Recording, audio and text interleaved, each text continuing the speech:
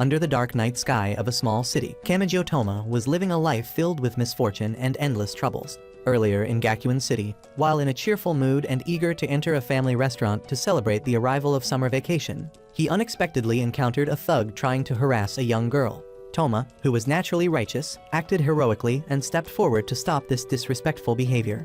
Little did he know that the man wasn't easy to deal with and had several accomplices with him. Thus, the hero saves damsel scenario quickly turned into a desperate escape as Toma was chased relentlessly by these men, barely managing to get away from them. He thought they had stopped pursuing him, but misfortune hadn't let him go yet. The girl from earlier appeared with a cold expression, questioning why he had protected those men from her. As it turned out, they stopped chasing Toma because she had already dealt with them. The girl flipped a coin into the air and held out her hand, asking him if he knew what a railgun was. An electronic lightning gun. Immediately, a flash of electricity illuminated the area, causing the ground to shake and creating a long crack in the bridge in the distance. Despite this, Toma wasn't frightened at all, but calmly stated that he knew this girl was one of the 7 famous level 5 espers in the city. However, he expressed his dislike for her arrogance and violent tendencies. Hearing this, the girl angrily used a powerful Pikachu-like electric current aimed directly at Toma. Surprisingly, he remained standing unfazed, which confused her and made her even angrier. She continued to summon lightning bolts repeatedly. The entire surrounding area immediately lost power for a whole day, causing all the food in Toma's refrigerator to spoil, his partially eaten soba noodles to spill everywhere, his payment card to get crushed underfoot, and his teacher to call reminding him about attending summer school. Sighing, Toma could only complain about his misfortune before going to hang the blankets outside for a change of atmosphere. However, as soon as he brought out the blanket, he froze because before his eyes was a small white form lying motionless in the sunlight. Looking closer, Toma realized it was a young girl dressed as a nun, which startled him so much that he dropped the blanket. He wondered why a little girl would be lying in his yard, and she looked like a foreigner. Before he could understand what was happening, the girl suddenly opened her eyes and said in Japanese that she was hungry. Not only was she about to die from hunger, but also from falling. She would be very happy and grateful if Toma would feed her.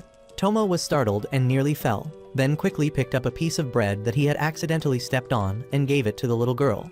Surprisingly, she ate it, expressing happiness as if it was the most delicious thing in her life. Afterward, he cooked her a dish made from wilted vegetables mixed with some expired food from the refrigerator. Yet the little girl still ate it with pleasure. She was innocently pitiful when showing gratitude to Toma for cooking for her. Seeing this, Toma couldn't bear to let her continue eating fallen food, so he tried to take it away, thinking he deserved to go to hell. After a brief struggle, the girl only managed to eat one intact piece of bread. Afterward, they introduced themselves to each other.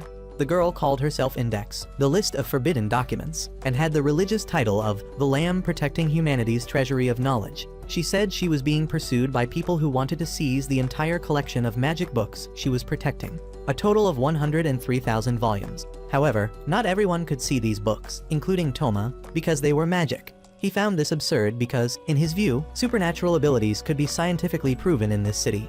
There were spurs everywhere, about 10 per square meter, but magic was too unrealistic. Index couldn't prove magic was real because she didn't possess any magic herself. The two argued intensely, with Index showing contempt while Toma angrily boasted about his special ability, the power to nullify any kind of strength, whether it was a supernatural power or magic.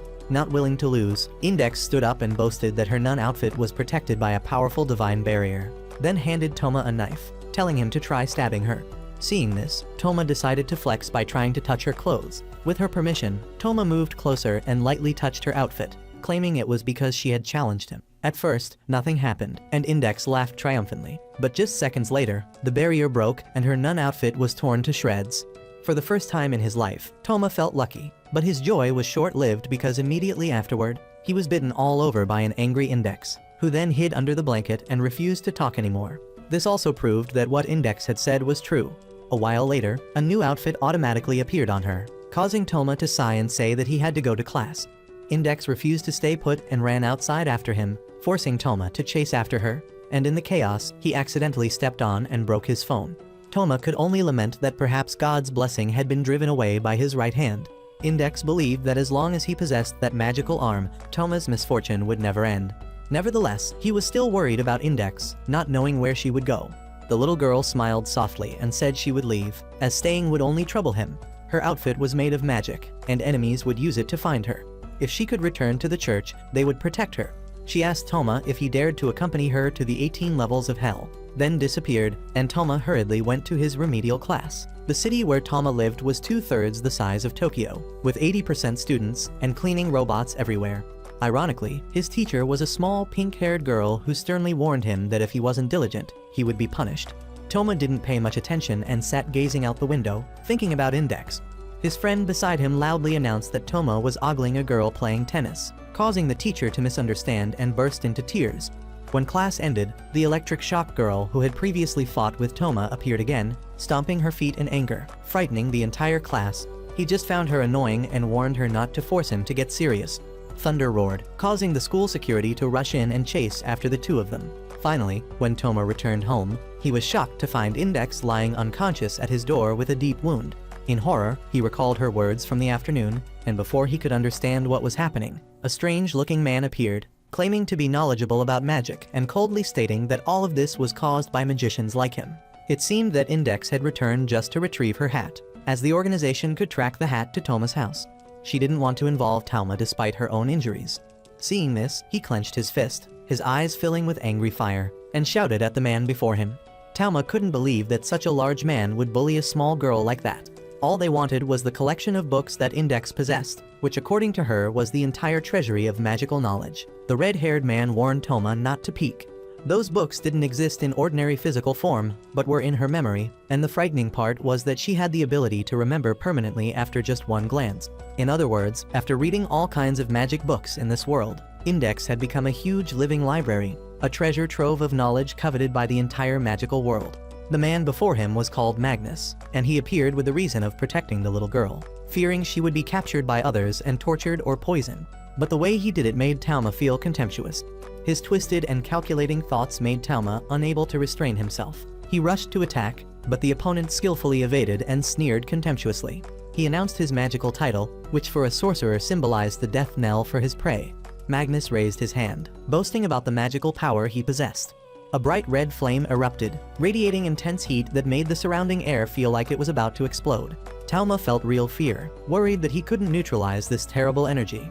When Magnus swung his hand, a giant flame shot straight at Toma, the blinding light bathing everything in red. Magnus stroked his hair, thinking he had eliminated an ordinary person, mocking that even with 10 more years of training, Toma wouldn't catch up to him. But when the dust cleared, he saw Toma still standing there, completely unharmed without even a scratch. He raised his right arm, which contained the power to nullify all supernatural forces. The flame was completely neutralized, making Magnus cautious, his eyes changing, no longer showing the initial contempt. He began to summon the power of one of the 5 great fire spirits, an entity that could destroy everything around it. The flame rose high, swirling like a living monster, making the ground shake. Toma was horrified, covering his eyes to avoid seeing the distorted, ugly face formed from the flame. The flame, though somewhat broken, quickly regenerated. Its power was terrifying. At that moment, Index opened her eyes wide, her gaze becoming soulless, unlike her usual innocent look. She spoke clearly, explaining the origin of the flame and showing Toma how to destroy it. He listened but hadn't fully understood, and was about to follow her instructions when Magnus suddenly kicked the little girl in the head. This cruel act made Toma's blood boil, but before he could react, Magnus had already chanted and released the final flame, more ferocious than all before.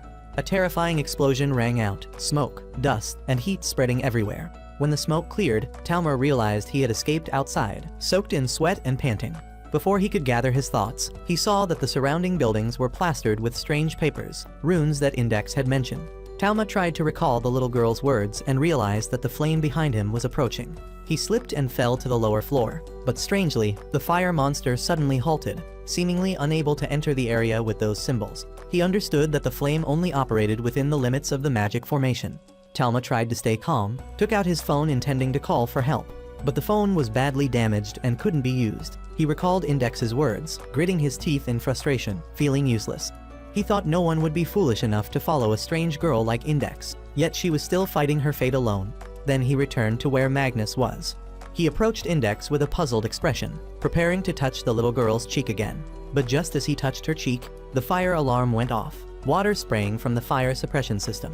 The magical flame was extinguished almost instantly. Toma realized this was his opportunity and stepped forward to confront Magnus directly. At the same time, the regenerated fire monster lunged from behind. When it was about to swallow Toma, he raised his right arm, and in an instant, the fire demon completely disappeared, erased as if it had never existed. The water from the fire alarm had smudged the inscriptions he had written. Magnus looked around in extreme panic. Without the fire, he was left with just a weak body, looking like an ordinary man in a strange outfit. Toma seized the opportunity to deliver a punch that knocked him down, breaking his teeth and making him moan. He panted, sweat soaking his shirt, then slowly stood up. A while later, the rescue force appeared, sirens echoing throughout the neighborhood. In the chaotic crowd, Toma's new friend also came to check out the commotion, her face full of curiosity. She knew that this fire incident would certainly attract attention from the Esper community in the city, and perhaps the mysterious figures in the magical world wouldn't sit idle either. Toma quickly took Index away from there. When they reached a safer place, he set the little girl down and wondered what to do next. Index slightly opened her eyes, spoke weakly, then passed out again. Although her mind contained tens of thousands of healing methods, she couldn't teach them to Toma because his ability would destroy any magic used. Toma was desperate, thinking hard until he suddenly realized that perhaps only people without supernatural powers could help him. He immediately carried Index to his supplementary teacher's house. Without waiting for the small girl's consent, he boldly opened the door and entered. Inside the room, filled with the scent of medicine, the table and chairs were covered with medical tools that the cute teacher had used. Toma placed Index on the bed, when suddenly her body glowed brilliantly, then fell into a strange state, just like before. The words she uttered were all healing incantations stored in her enormous memory. Toma hurriedly asked the teacher to call an ambulance, instructing her not to let Index faint, while he would leave to avoid involving anyone else. Although his heart was in turmoil, and he was reluctant to go, Toma turned and ran out of the room. Meanwhile, elsewhere, a girl with jet black long hair was silently observing everything. As she possessed over 100,000 books, Index had been targeted by sorcerers. Although Toma had dealt with a sorcerer, Index was still severely injured. The little girl's wounds could be healed with magic, but the students with supernatural abilities at Gakuen Academy City couldn't use spells. Therefore, Toma had sought help from his teacher. Index asked the teacher about the current time, requiring accuracy down to the year, month, hour, and minute. Since she hadn't seen the teacher look at a clock, Index requested to know the source of this information. The teacher had never kept a clock in her room, so her biological clock worked precisely to the second, adjusted through training and diet. Based on the position of the stars and the angle of the moon, Index wanted to confirm one last time. After receiving confirmation, the little girl sat up, her injured body not being very important as she could heal herself. She mumbled something while using blood to draw a magic circle. She asked the teacher to follow her instructions, as normal medical methods would not work on her wounds. Compatible materials to simulate the room were placed in the magic circle, and now the teacher needed to follow exactly what Index said. If she deviated even slightly, Index's nervous system would be immediately destroyed. In other words, her head would explode and she would die. Next, the teacher needed to sing along with Index. The room began to shake. The room and the magic had successfully linked. The next step was to imagine an angel. After the first failure due to being unable to maintain the angel's form, they succeeded on the next attempt. Index also recovered and returned to her normal state, falling into the teacher's arms. She was very happy to be alive. She feared Toma would get into big trouble if she died. The little girl didn't understand why she worried more about him than herself. Then she closed her eyes and fell asleep, a satisfied smile still on her lips. The next morning, the pajamas of a heavy drinking, drug-using teacher like Camo fit perfectly on Index. The two looked like twins. Seeing this, Index scolded Toma not to look down on her, as this outfit was a bit tighter on her chest. The two began arguing because the teacher thought Index was looking down on adults like her. Camo questioned Toma about his relationship with Index. Toma claimed Index was his sister. Even at this point, he still lied, making Camo angry. Anyone could clearly see that Index wasn't even Japanese. Toma had to bow his head and apologize. He wanted to ask the teacher a question, fearing she was interrogating him to report to the leadership of Gakuen Academy City. Regardless of what was happening between Toma and Index, if it had occurred in Gakuen, teachers had to step in and resolve it. That was an adult's responsibility. Miss Camo couldn't stand by if she knew her student was heading into danger. Toma advised her not to delve too deeply into this matter with some sentimental words. Camo gave him more time to think. When she returned from the supermarket, he had to give her an accurate answer. When Miss Camo had left, Index remarked that she was a good person, so they shouldn't let her get involved. Magic books were very dangerous. Although they contained valuable information about the laws of all things, they belonged to another world. For people in this world, they were nothing more than poison. Unlike sorcerers, if people from this world used knowledge from the other world, their minds would be destroyed. Index asked Toma if he wanted to know about the burden she was carrying. Then the little girl began her story. The Catholic Church was originally a unified religion, but it fragmented due to political influence. Although faith in God remained, each branch developed in its own way and acquired its own characteristics. Index belonged to the English Puritan Church. England was a kingdom of magic, with both witches and crusaders. They had repeatedly tried to eliminate sorcerers. Thus, the English Puritan Church had developed a special branch, researching magic to combat those who used magic. The necessary evil organization, Necessarius. When in contact with the enemy's evil, people also become evil. The organization was a collection of evils, and the worst evil was the 103,000 books. Magic was a tool. If the right formula was applied, the enemy's attack could be neutralized. Knowing how to use all the magic in the world meant knowing how to neutralize all the magic in the world. Therefore, 103,000 magic books had been crammed into her head. Toma couldn't understand why people didn't just burn all those books given their danger. Index explained that what mattered wasn't the books, but the knowledge they contained. Even if books were burned, knowledge could still be passed on orally. Humans couldn't destroy the originals. More precisely, humans couldn't do anything other than seal them. The collection of books in Index's head was more than enough to conquer the entire world. Toma scolded her for not telling him from the beginning. She was just afraid he wouldn't believe her, didn't want to scare him, and didn't want to be hated by him. Toma wanted her to trust him. He wouldn't hate her just because of 103,000 books. Toma was confident he could handle all sorcerers with just his right arm. Index began recounting how Toma had avoided her before, then bit him. On top of the building, Magnus and the black-haired girl had been investigating Toma. They confirmed that his right arm was neither magic nor supernatural power. The girl thought God wouldn't waste breath creating amateurs just to neutralize Innocentius's power, so she concluded Toma was just an ordinary person. Toma's power was only listed among useless students who liked to fight. But the strange thing was that Index's wounds had been healed with magic, so they didn't know if there was any magical organization in this country. Seeing the little girl so happy, Magnus didn't know how long he would have to continue this tearful work. Finally, when Camo returned, she didn't question Toma and allowed them to stay in the apartment. Index was very happy to bring her things to the public bath. Miss Camo had mentioned the milk coffee served there, so she really wanted to try it. Index didn't know much about England. The little girl was born in London and raised in a holy church.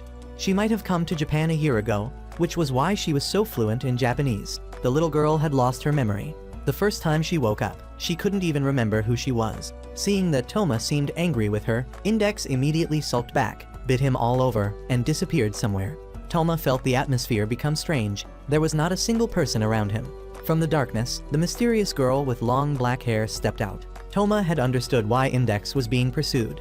It was all because of the 103,000 magic books. Currently, everyone around had disappeared. It was all because this black-haired girl had used a type of rune to prevent people from approaching them. The girl introduced herself as Kanzaki Kaori. She didn't want to introduce her magical title. She asked permission to get straight to the point, wanting to reclaim Index before having to state her magical title. If Toma refused, she would skewer him to death to take the girl. She delivered a warning strike first.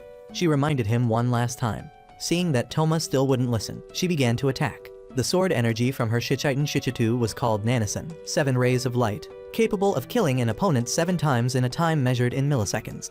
It wouldn't be an exaggeration to call it certain death, so fast that Toma couldn't even see the attack. But with this arm, he believed he could do it. Kaori had also heard about Toma's right arm that could nullify magic. However, she had thought of a way to circumvent the rule. If Toma hadn't touched the magic, he wouldn't be able to nullify it. Toma didn't know what to do next, so he just charged straight at her. Kaori continued to use magic to knock him back. Kaori didn't understand why he was fighting so hard.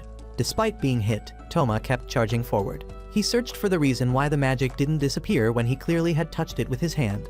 It turned out that Kaori was using a type of super thin thread, controlled by the katana. She wasn't using magic. She had learned from Magnus's previous failure. If Toma got past the Nanison katana, her other sword was waiting. She warned Toma not to force her to say her magical title, and she didn't want to mention that name again. Toma would never surrender. He told her to shut up, calling her a cold-blooded devil. She attacked again, and this time Toma couldn't counter in time and got the sword hilt jabbed into his stomach. He painfully retreated, immediately receiving another kick from her. Then she looked at him with a victorious expression, stomping on his stomach, believing he had no reason to fight so hard just for a kid he didn't know. Toma wondered why she didn't kill him. Facing certain death, he knew he should have died 3 or 4 moves ago. This made him guess that the girl before him still had humanity. He thought she understood that chasing a kid through a crowd and slashing her with a katana was an unforgivable act. The girl lost her memory because of Kaori's group, and despite losing her memory, she was still being pursued. Toma himself was just a useless person without enough power to protect the girl. All he could do was helplessly watch her being taken away. However, he believed Kaori could protect everything she wanted with her current strength and wondered why she had to do these things. Kaori wasn't doing these things out of personal desire. The organization she belonged to was also Index's organization in the English Puritan Church. She considered Index a colleague and a very important friend. She never wanted to cut the girl's back, as she didn't know the girl's outfit had been nullified and didn't think that slash would hurt her. She began to explain everything.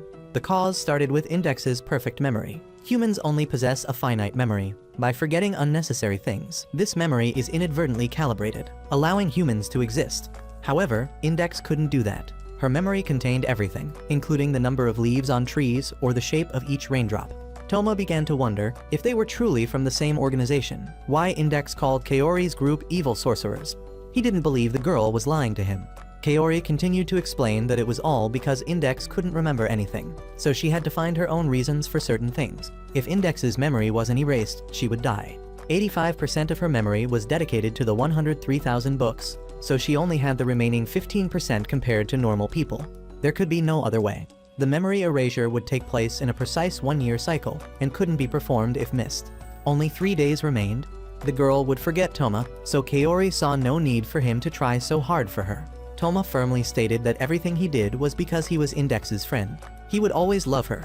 Toma saw Kaori's group as the villains because they hadn't explained everything to Index, making her see them as enemies. Kaori became angry. She questioned whether Toma understood anything about them, about Magnus's feelings when watching Toma and the girl from afar, the pain he endured while pretending to be the enemy. To save an important friend, he had disregarded his own honor, and Kaori felt Toma completely failed to understand that. Angry, she attacked Toma repeatedly. Her group had also tried very hard, making many promises and photo albums, but in the end, everything returned to zero. They couldn't bear it anymore, couldn't bear the girl's smile anymore.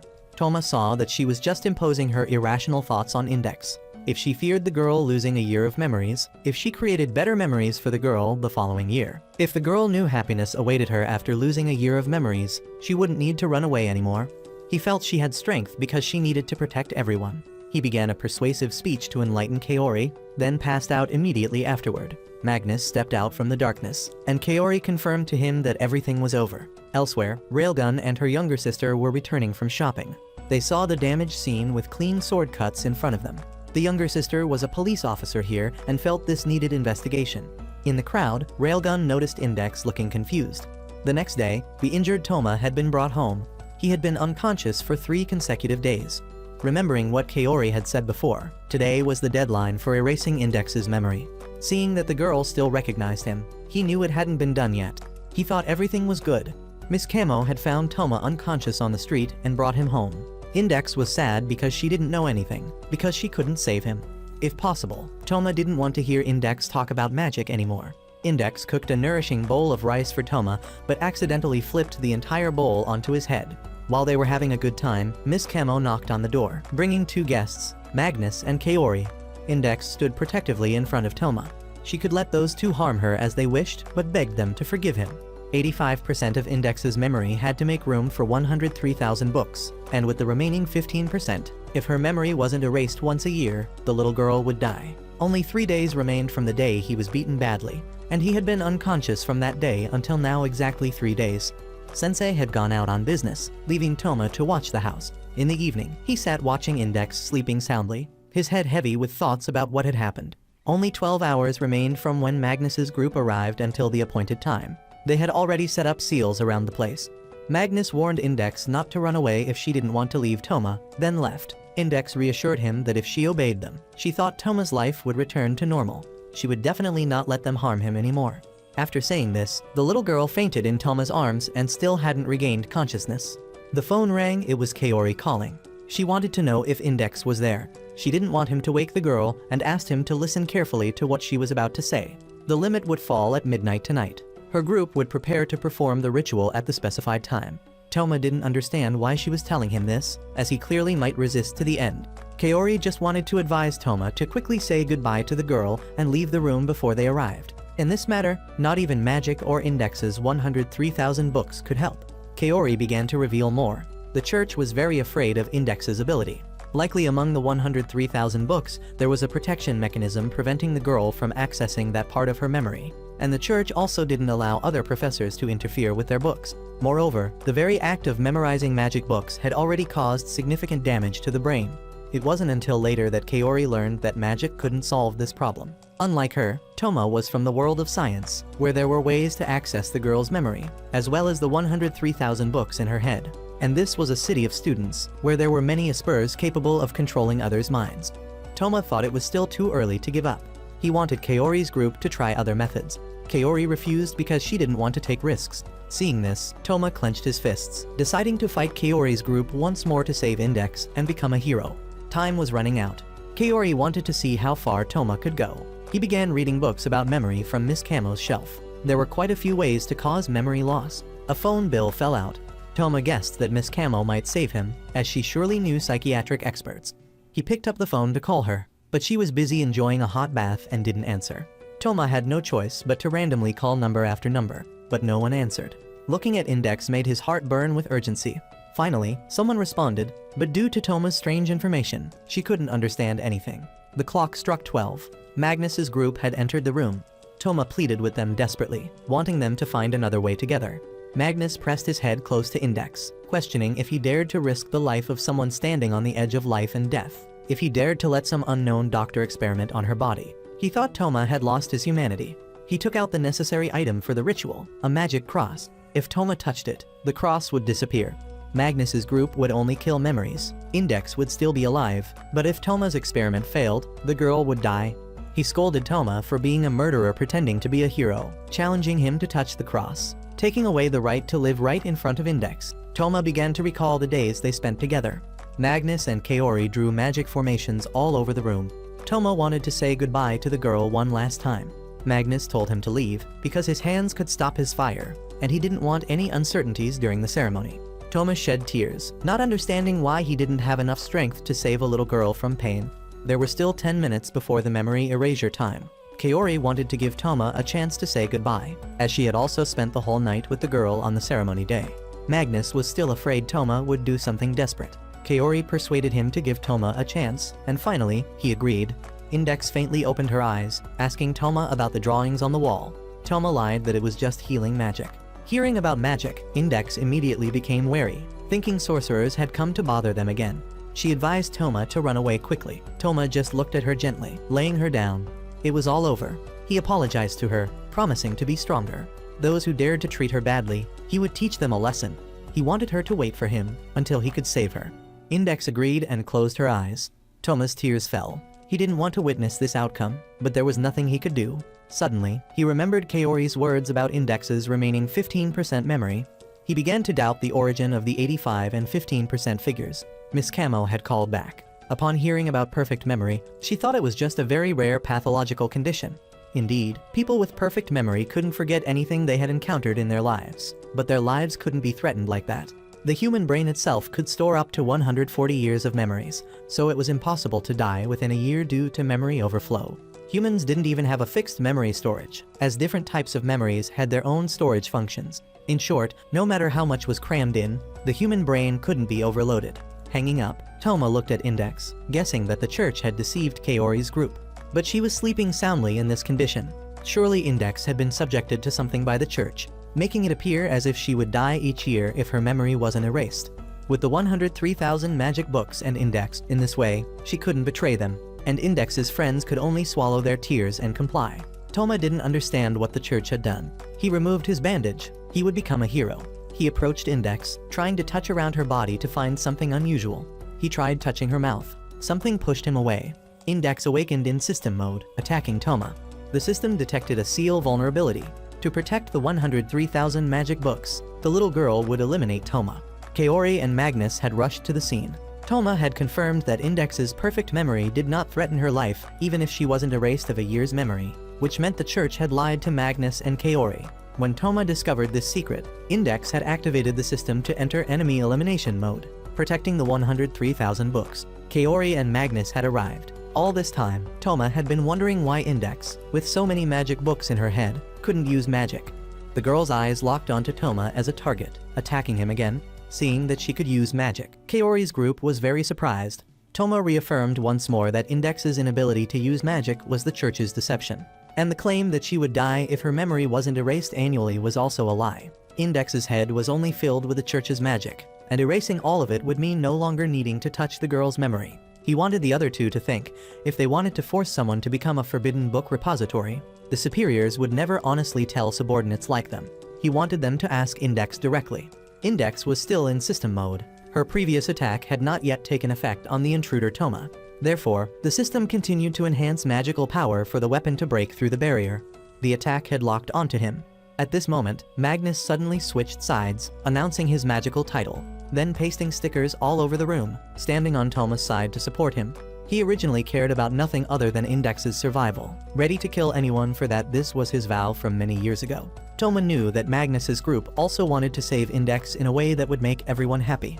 Toma continued to deliver a main character's moral lecture, using his sacred right arm to block the attack. Kaori also rushed in to support him. The magic was so powerful that even Earth's satellites were destroyed after that attack. Dragon Breath, a legendary attack once performed by St. George's dragon, created a series of feathers on the ceiling. Kaori warned him not to touch them. Index attacked again. Magnus broke the attack, supporting Toma to move forward. The system reassessed the situation, identifying Toma as still the most dangerous threat. Another super powerful attack shot out. Toma had rushed forward amid the danger to touch Index's head. The magic immediately vanished, and Index also fell among the feathers flying around the room. Toma caught the little girl. In a moment of carelessness, a feather touched his head. Toma collapsed to the ground. In the hospital, an old doctor was reading news about a mysterious beam destroying an artificial satellite. While Index and the other two had entered the city without ID cards, he suspected that Index's group was related to this incident. Index claimed she knew nothing. Kaori's group had left, leaving a letter for Toma. Index angrily tore open the envelope. It was his heartfelt letter, also reporting on the situation. Currently, the English Puritan Church wanted to immediately bring the girl back. But when questioned about the reason for lying, they immediately halted the mission's progress. More precisely, the church didn't want to continue investigating. Although Magnus didn't want to hand Index over to Toma, he still let the girl stay. They would gather information and return to pick her up someday. He wanted Toma to stay alive until he returned for a rematch. Upon finishing reading, the letter exploded like a classified document. Index was very sad. The doctor thought she should go see Toma, warning her that she might be shocked. The little girl knocked on the door, received a response, and entered the hospital room. Toma lay inside. She joyfully ran to him, but he no longer remembered her. The doctor diagnosed him with memory shock, worse than amnesia. Although the memories were still there, Toma's cerebral cortex had been destroyed, unable to remember anything, as if someone had opened his head and hammered it. Index immediately realized it was all because of the feather. Seeing Index looking sad, Toma asked how she was. She smiled and said she was fine, then began telling the story from when they first met on the dormitory balcony. Toma couldn't remember anything. Index trembled as she recounted everything, confessing that she loved him very much. He couldn't even remember the name Index, only knowing that it wasn't a human name. Index was completely shocked. Toma grinned, saying she had been tricked. He began to brag, making Index believe he still had his memory. He mentioned magic, knew that the shock was caused by it, but his miraculous right arm had made everything easy by bringing the power of Imagine Breaker to his head, and the feather, that's what the old doctor called his ability. Before being shocked, Toma had already neutralized the magic of the attack. Index breathed a sigh of relief as if a burden had been lifted.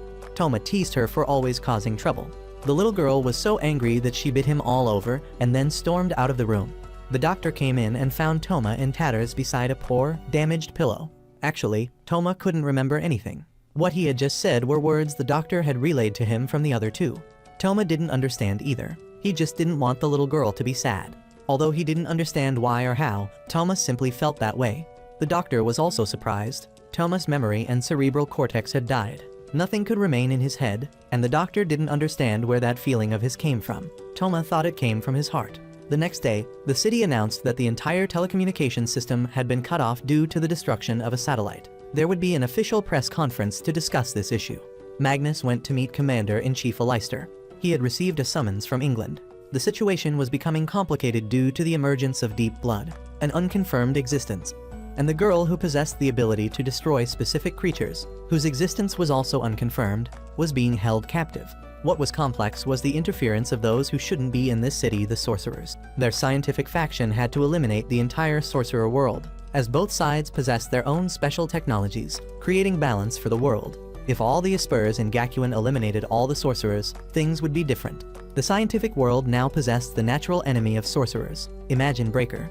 Because Toma was harmless, the commander wanted him and Magnus to team up.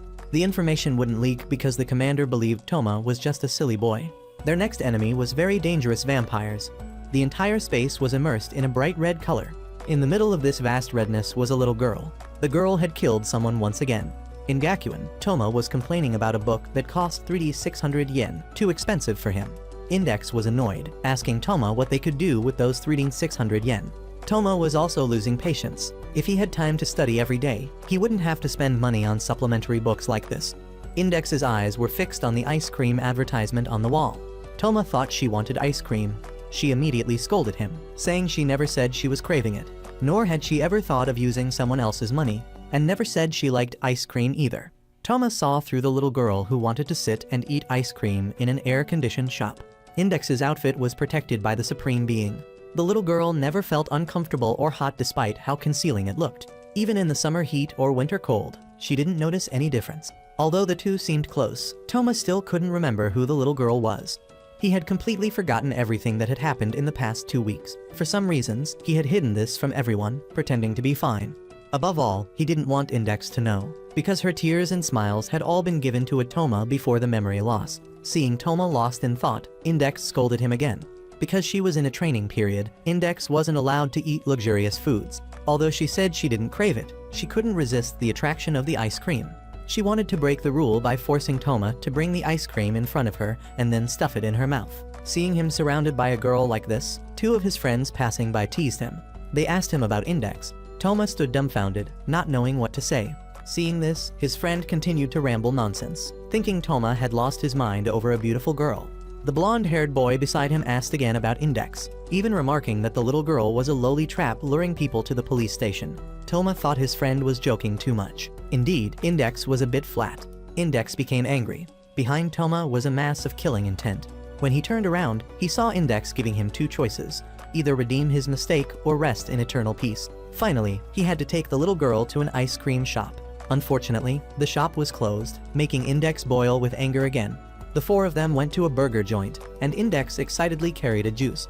Before he knew it, Toma had to treat everyone. He lamented his misfortune and cursed his unlucky life. Index had found a place, but there was a suspicious-looking girl sleeping there. Toma went to ask her what was wrong. The girl admitted she had spent all her money. The 3 friends played rock, paper, scissors to see who would talk to her, and the loser was none other than Toma. He had to go ask the girl. She had spent all her money on 100 yen hamburgers. Because they were both cheap and delicious, she ordered 30 at once.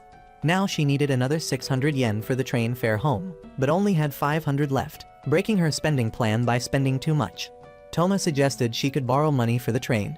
Immediately, she looked up, looking very cute. She looked at Toma, wanting to borrow 100 yen.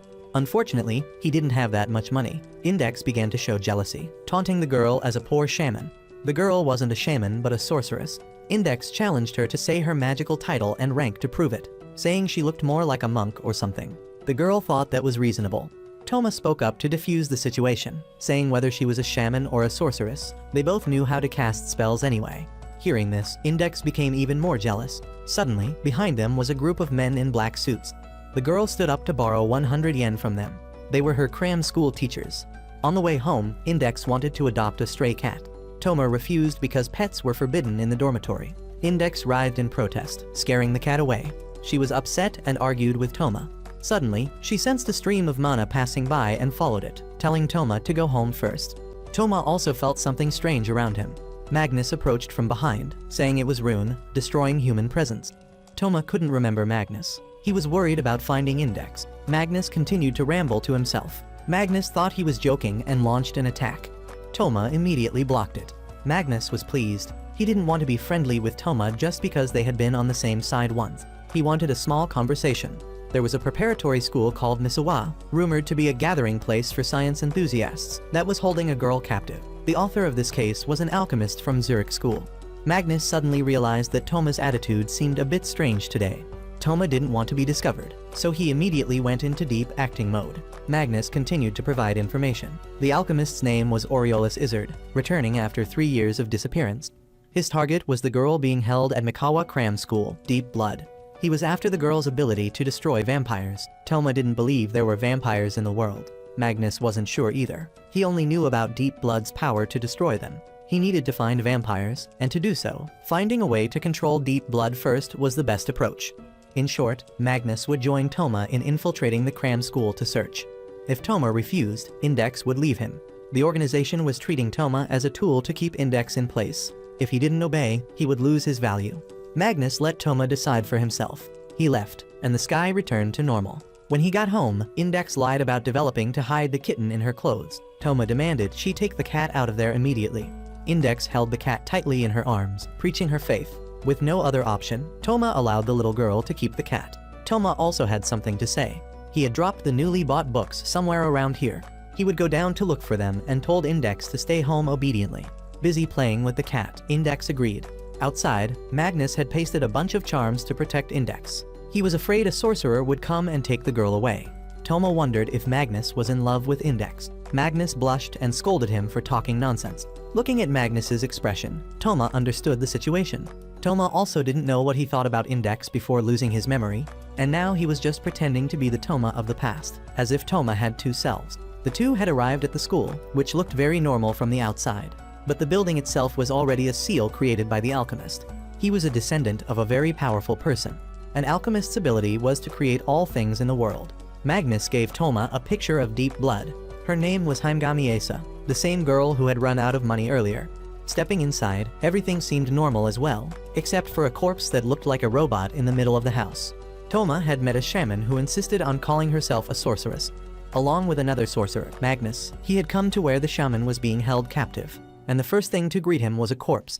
This was the body of one of the church's 13 Roman warriors, and it appeared to have just been killed. Toma didn't understand why this had happened. Magnus remained calm, as this was a battlefield, so death was normal. However, it was strange that other people were walking past the corpse, stepping on pools of blood as if nothing was wrong. This was the difference between the inside and outside. Like when they were standing outside a coin, unable to see the people currently standing inside the coin, and those inside couldn't interfere with those outside. The seal couldn't be broken until the heart of the magic was destroyed. Magnus cast a spell. It seemed he had another reason to fight. The two went to the staircase. They couldn't use the elevator because they were inside the coin and couldn't touch the switch outside the coin. Toma wanted to experiment to see if he could call from inside the coin to outside the coin. Toma tried calling Index, and she still answered as usual. Her way of answering the phone was as if this was the first time. Realizing it was Toma calling, the little girl scolded him for using something as inconvenient as a telephone and admitted she had eaten the 2 cakes on the table and a pudding from the refrigerator. Toma was very annoyed, but since he could call Index, he quickly calmed down. He lied that she would lose lifespan when answering the phone to hang up. Magnus didn't understand how Toma could casually chat with a girl even when on the battlefield. If Toma were to die here, he might be overjoyed. Toma realized Magnus was jealous. Magnus thought the girl wasn't an object for romance. Her life had always been threatened, whether or not her memory was erased for a year. Many people had stood in Toma's position before, all wanting to become something to the girl.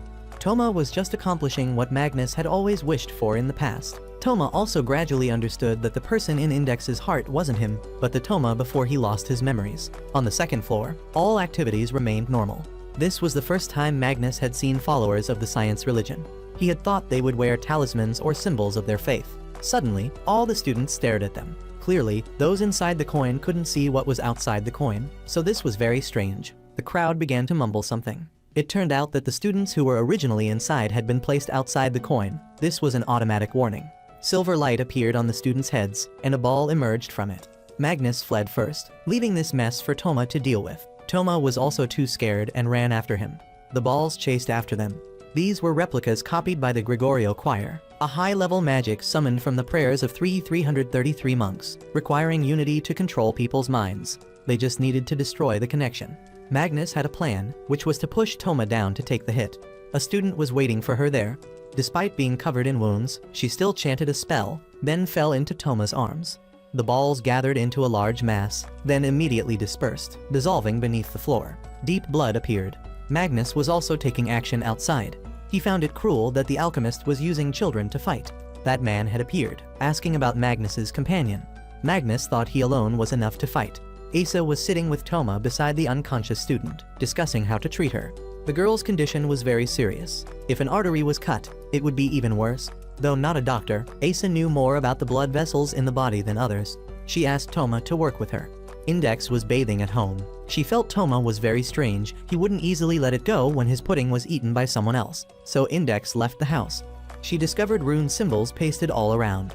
Asa had completed the first aid. She admitted to being a sorceress, then took out an electric baton, claiming it was her magic wand. Now they needed to take this girl to the hospital for emergency care.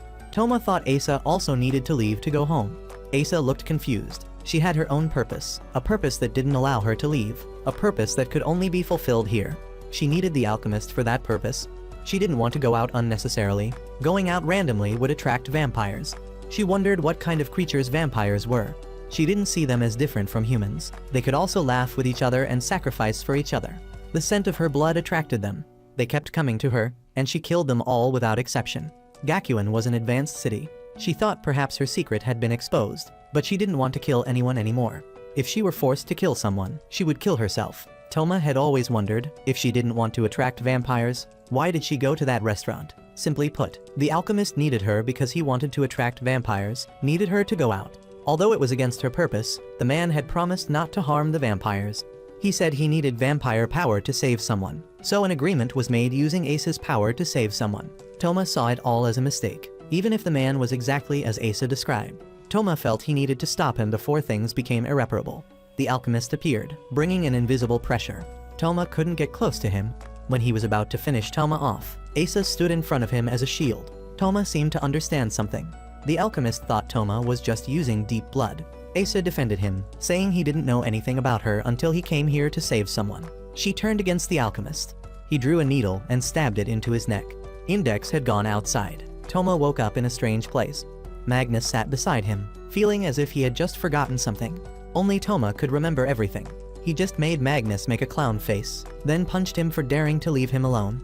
Index had found her way to the cram school. Aureolus was waiting there, asking if she still remembered him. He used a technique to make her lie down unconscious. Toma's group had returned. They were standing before the real Gregorio choir. In addition to the 13 knights, there were 333 monks praying at St. Peter's Church. They created holy artillery, plunging the city into red. The building collapsed and then returned to normal. That was the true power of the alchemist. At that moment, Toma saw Index's hat falling on the road, while the little girl was now lying in Aureolus's arms. To save deep blood Heimgami Asa, Toma, and the long-haired Magnus had infiltrated Misawa Cram School. Waiting for them was alchemist Aureolus Izzard, who had the ability to control all things. But somehow Index was there too. After running around the building for a while, Magnus had found where the alchemist was hiding. Although that was the situation, everything he said became reality. So Toma didn't know how to rescue Asa, and Index seemed to have come here as well. Magnus believed that even if the girl had really come here, there was no fear of her being harmed. Pausing for a moment, Magnus seemed to understand something. Having been in seclusion for 3 years, the alchemist didn't know what had happened in the outside world. Basically, if there was no magic or technology that could erase mistakes, then why would humans not hesitate when choosing their path? Index was being laid on the table. Asa wondered who the little girl was. There would be a day when she would be freed from the curse. The alchemist saw that day was coming soon. She had always used blood to attract vampires to Aureolus. Hearing this, she thought this time no one would be hurt anymore. Toma had arrived at the scene. Seeing Index, he wanted to rush up to take her back, but was stopped by Magnus. Magnus saw that Aureolus could not achieve his goal. Seeing his plot exposed, he wanted to put on a show to make Magnus and Toma torment themselves over their own incompetence. Magnus found it ridiculous. He reiterated that Aureolus couldn't do that save Index. Aureolus still insisted that he could save the girl. Carrying the burden of 103,000 magic books, unable to escape the curse, the girl silently endured, then accepted her fate, even caring more about the future of others than her own life. In the past, he had been Index's partner. This year it was Toma, last year it was Magnus, and Index's partner 3 years ago was none other than Aureolus Izzard. Even now, if she didn't want to die, the girl would have to bear the pain of losing her memory on a 1-year cycle. This was an inescapable fate as Aureolus saw it. Therefore, he wanted to turn her into a vampire, a creature that could store memories in a brain similar to humans, only different in that the brain would never be overloaded to continue existing. He would separate her from the human body. Basically, it couldn't be denied that this would save the girl. Toma found it cruel, forcing an Espira to use magic, and exploiting Asa too. As someone who had witnessed the tragedy occurring in a 1-year cycle, when hearing the girl's last words with a smile, Aureolus couldn't bear it. Seeing that he couldn't persuade this fool, Magnus called Toma up to teach him a lesson. Index had been saved thanks to him. What the alchemist couldn't do, Toma had accomplished. Because Aureolus had betrayed the Roman Church and been in seclusion for the past 3 years. He didn't believe it, because Toma was just an ordinary person. The English Puritan Church had instructed Magnus not to spread rumors, but he would reveal a secret to the alchemist. Toma's right arm was the Imagine Breaker, which meant he possessed supernatural powers rather than being an ordinary person. Currently, Index was very happy with her partner. Seeing this, Aureolus was completely shocked. Index hazily called Toma's name, sleepwalking like a kitten asking for apple candy. Everyone around was also surprised. Aureolus laughed maniacally, forcing Toma and Magnus to lie on the ground for the crime of trampling on his feelings. He stabbed a needle into his neck again, wanting to make Toma pay with death. Asa stood to stop him. She wanted to enlighten him, but he cursed her to die, making her fall. Asa had always wanted magic. She attracted vampires, and everyone right in front of her would die. She didn't want to hurt anyone anymore. When Aureolus came to find her, his smile was very pure, only containing the desire to save someone he loved, so she had followed him. Now he didn't need her anymore, only keeping his promise to free her from the curse. With Toma's right hand, she had started breathing again. Toma stood up. He would help this fool see the light. Toma approached. Aureolus continuously made him stop breathing, get electrocuted, have a car fall on his head. Everything was neutralized by his arm. So Aureolus realized that as long as Toma couldn't touch his magic, it would work. He created a large caliber pistol, aimed at Toma, and continuously fired. He didn't let him die immediately but wanted to toy with him a bit more. Magnus had regained consciousness and asked about his ability.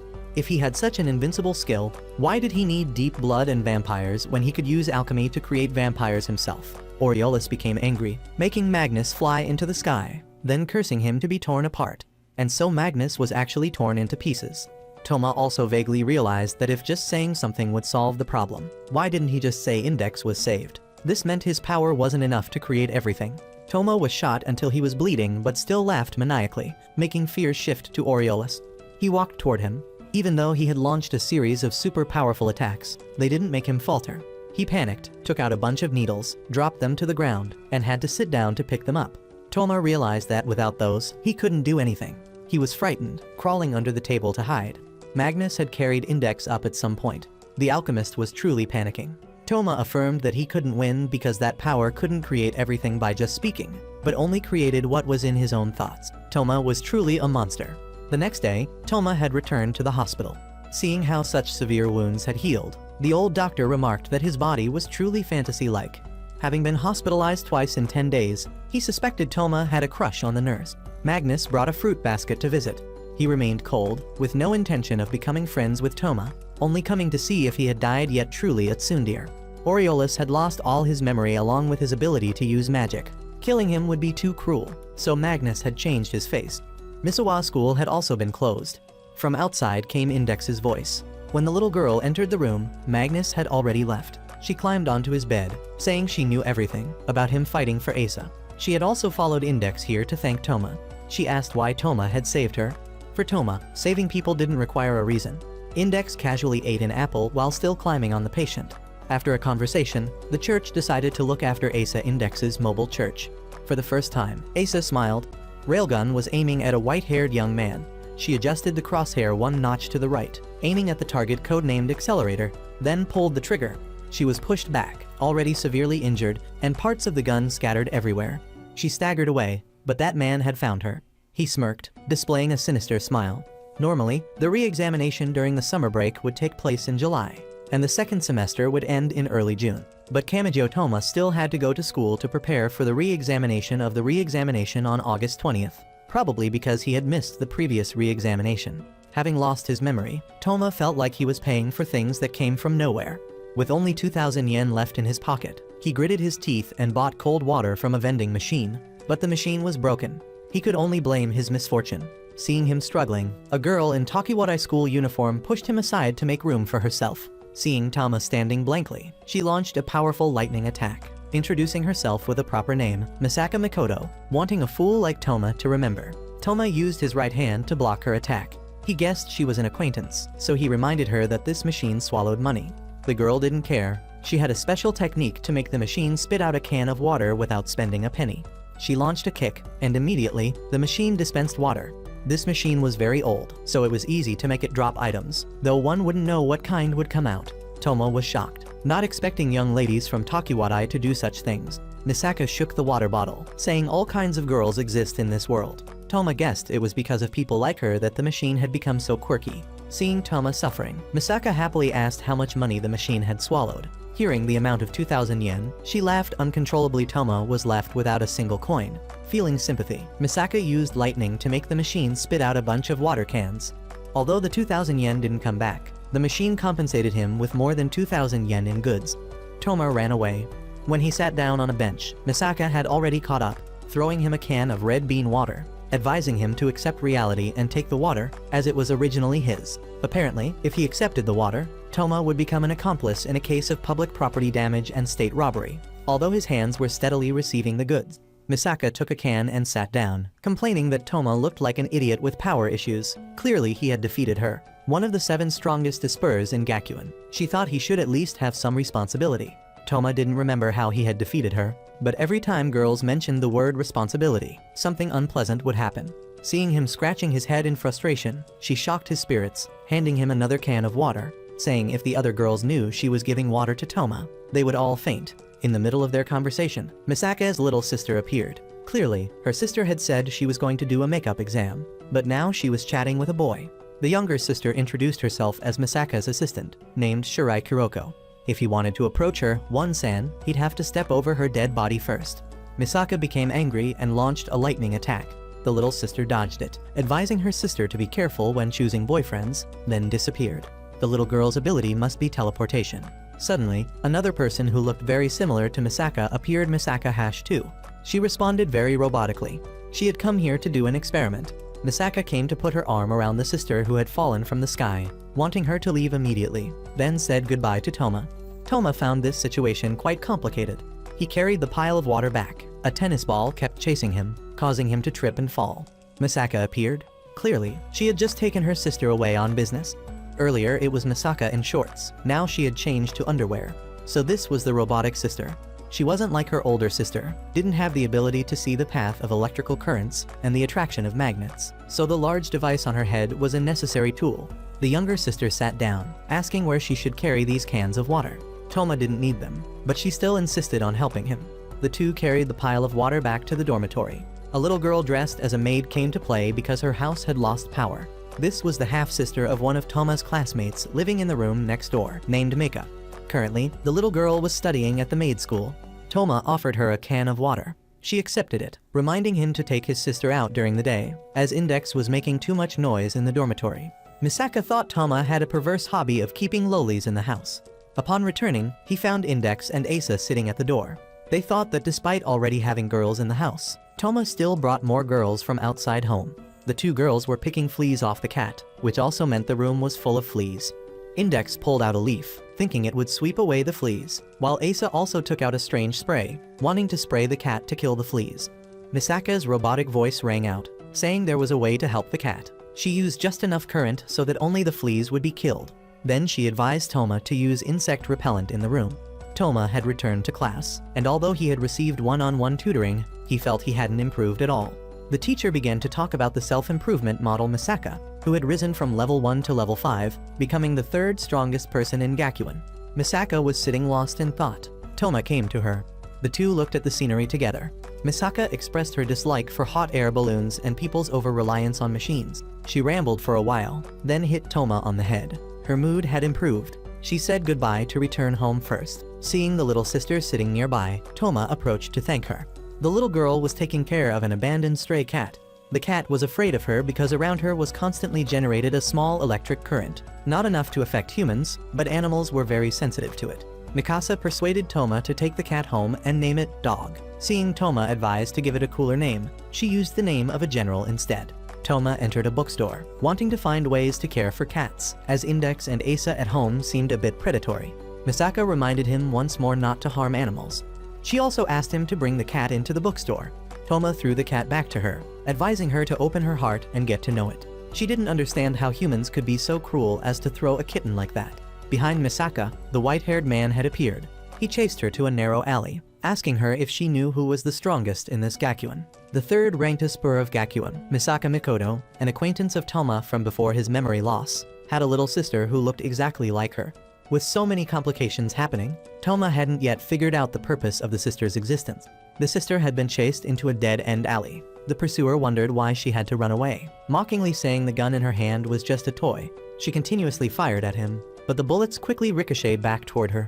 He was Accelerator, the strongest person in Gakuen City. All attacks aimed at him were immediately countered. The little sister was so frightened that she ran away. She used a massive lightning strike against him, then was immediately electrocuted by her own attack. Accelerator's ability was to reverse vectors, kinetic energy, thermal energy, electrical energy, all types of vectors that touched him would change direction. Being countered was merely the default state. He continued to question Misaka's sister, saying that now he was touching the flow of her blood, and if he reversed the vectors in there, he wondered what would happen to the human body. Toma went outside. Only the black cat was waiting, with no sign of Misaka's sister. He picked up the cat, looked into the alley, sensed something unusual, and went in. He saw shoes lying on the ground and scattered bullets. Deep inside was the corpse of the little sister lying in a pool of blood.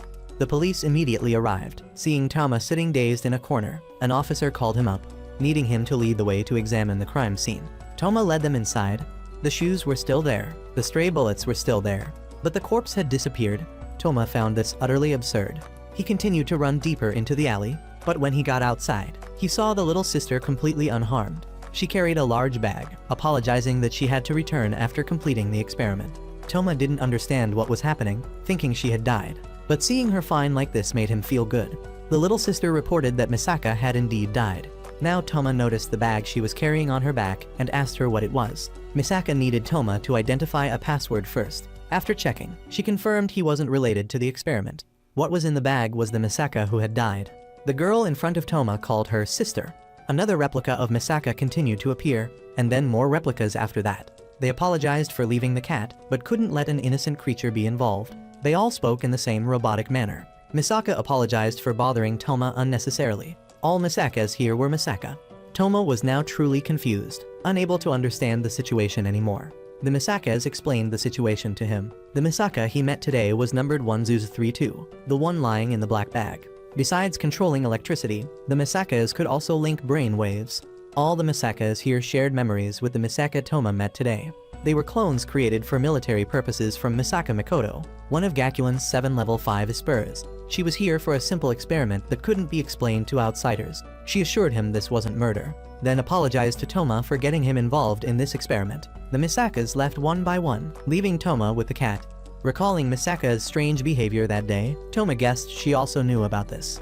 Asa was at Miss Camo's home, invited for a barbecue to get acquainted.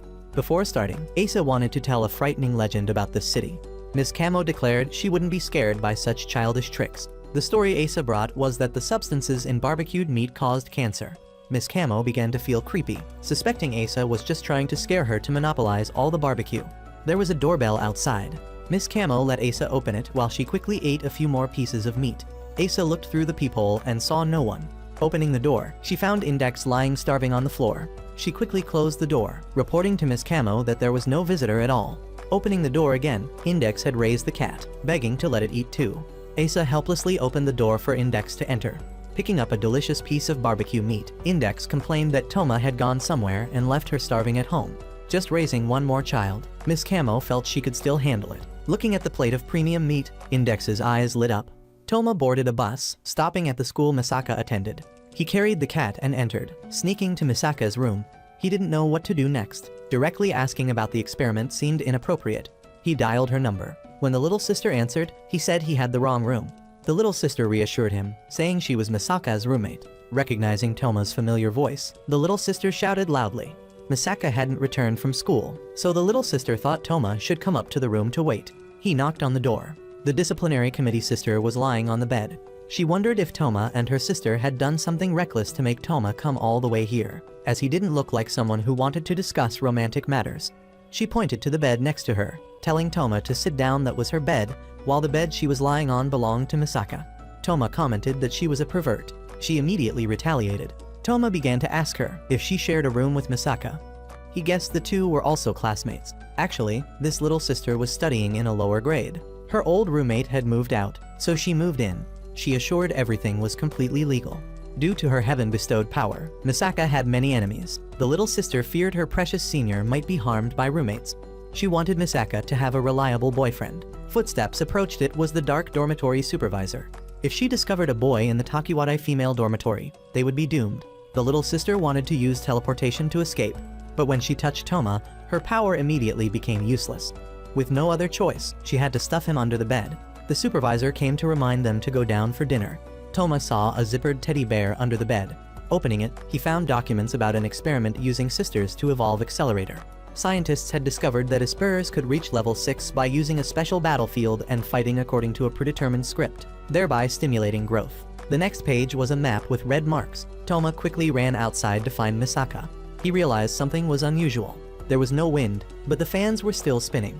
Misaka's body had abundant electricity, which could also make fans turn with electricity. Toma realized where Misaka might be. Misaka's sister had died, but then dozens of other sisters appeared. Toma wondered how many sisters that girl had. More importantly, he had to learn about the sister and the experiment. Something abnormal was happening right here in Gakuen. In Miss Camo's apartment, everyone was eating barbecue and chatting. Today's topic was the power of sorcerers. Generally, they were neatly encompassed in Schrödinger's theory, a quantum physicist with a very famous cat experiment. That experiment sounded somewhat cruel. Miss Camo would change some of the content to avoid hurting young souls. In Miss Camo's hand was a box. She wanted the kids to guess what was inside. Index guessed it was chocolate because it was a chocolate box. The little girl had guessed completely wrong. Inside wasn't chocolate but lollipops. Index wasn't convinced, believing she had cheated. She raised the candy box again, asking what was inside. Index guessed it was lollipops, because that's what she had just said. There was another possibility that she had lied. In the candy box, there was a 50% chance it was chocolate. 50% chance it was lollipops. Only opening it would reveal the truth. The correct answer was a terrible tasting chocolate without filling. Index puffed her cheeks in anger. She raised the candy box again, continuing to ask what was inside, having just seen the chocolate inside. This time Index was certain it was chocolate. Of course, having seen it, Index would affirm it was chocolate. But what would happen if someone else guessed it was a lollipop and took out a lollipop when opening the box? Those who could change what was obvious according to their will were called sorcerers. Misaka was standing on a bridge, wondering why things had turned out this way. She had been very happy when she discovered she had supernatural powers as a child. One day, she was approached by people who said there were many disabled people suffering because they couldn't move a finger. Muscles work through command waves transmitted from the brain, and if they knew how to control the electrical flow in the body, it would be hope for them.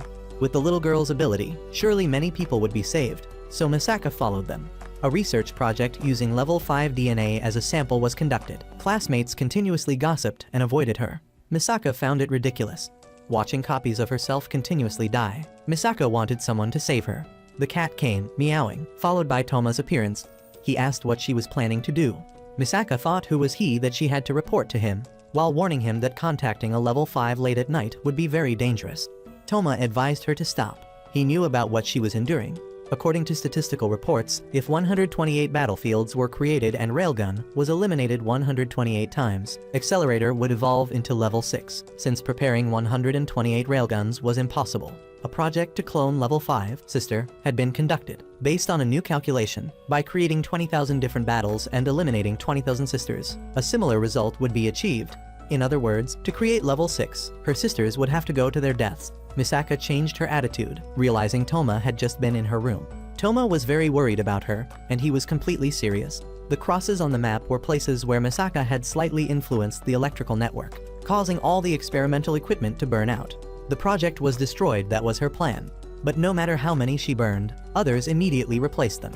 For these scientists, level 6 was a goal higher than anything else, and the clone girls also saw themselves as sacrifices for the experiment. Although cloning was a crime, the superiors had turned a blind eye. Misaka had no choice but to accept, as she couldn't defeat Accelerator. Misaka was planning to self-destruct to make the experiment fail. A few weeks ago, the tree diagram had been destroyed. The cause was unclear, so scientists couldn't redo the experiment anymore. Although data still existed, without the analytical tool, it was useless. She wanted to die to save her 10,000 sisters.